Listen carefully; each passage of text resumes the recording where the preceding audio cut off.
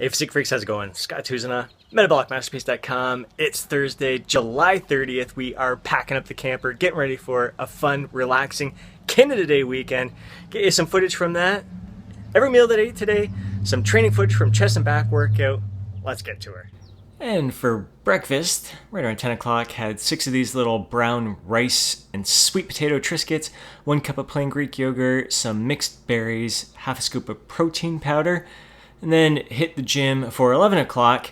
And this is our 4th week, the beginning of our 4th week on this plan. We've been absolutely loving it. And as is the case most of the time, the 4th week ends up turning into a bit of a deload.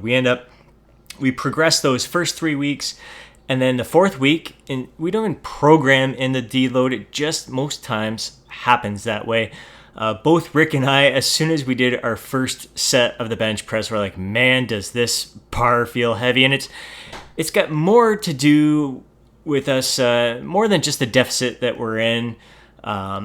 It tends to be just after 3 full weeks on a solid plan, we're ready to just take a step back and just be smart with our training. You can't go balls out all the time. You can't progress every single week, especially when you've been at this for as long as we have.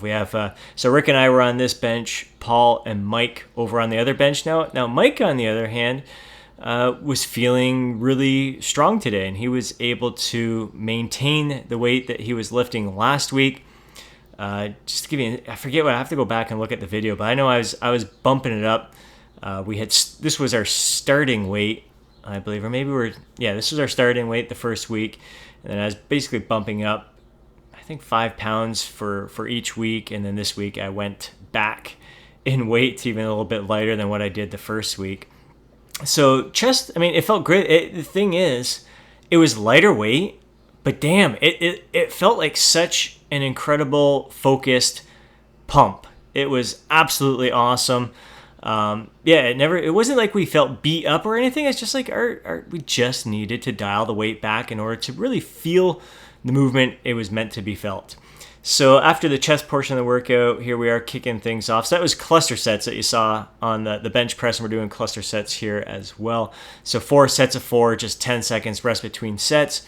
Then you rest for about 3 minutes, 2 to 3 minutes between sets before repeating again. Really happy with the vascularity that I'm seeing going on here. I'm telling you, the scale only dropped half a pound for me this week, but I'm seeing things during the workout. In the mirrors, in these videos as I'm playing back, I'm seeing veins spreading a little bit further than they were before, and just more details popping out. That's really my best gauge, as I've mentioned in previous videos. The scale is one indicator, body fat percentage is another indicator. The mirror is good, but the mirror during our training and then watching these videos, I think, is the best. And here we got Rick just looking freaking awesome as always. 53, crazy detailed, all pumped up and busting out. Now I think he kept the weight the same. He didn't dial back on this at all. He kept the weight the same. Really happy with what I'm seeing here. I was able to keep the weight the same for my pull-ups, weighted pull-ups. I'm loving the way the back is looking here. Definitely not only seeing the details, but just some of the development that I've experienced during the past muscle building phase. Really happy with the progress that I see there. So post-workout, these are some jalapeno cheese pepperettes that I grabbed for our camping trip. I had about 4 of those, along with some cherries, a good handful or so of these cherries. Just grabbed them from our local butcher, along with some of the other meats. And I also had, Angie's mom made some of these delicious cookies. They're mud pies, some peanut butter in there. Great tasting. Dinner, foot-long chicken teriyaki sub from Subway. So some hot peppers, spinach, cucumber, pickles, tomatoes, regular green peppers in there as well. Tasty, one of my favorite things. And here is our setup. Nice little, we're not far from home, about 45 minutes from home. We got a nice little camping spot here. This is home for the next few days. And really nice. One of our favorite campgrounds, especially to start things off for the camping season for us. I had about 4 of these little celebration cookies. These are super yummy. Brought Chi for a walk around the outskirts, actually in and out of the campground.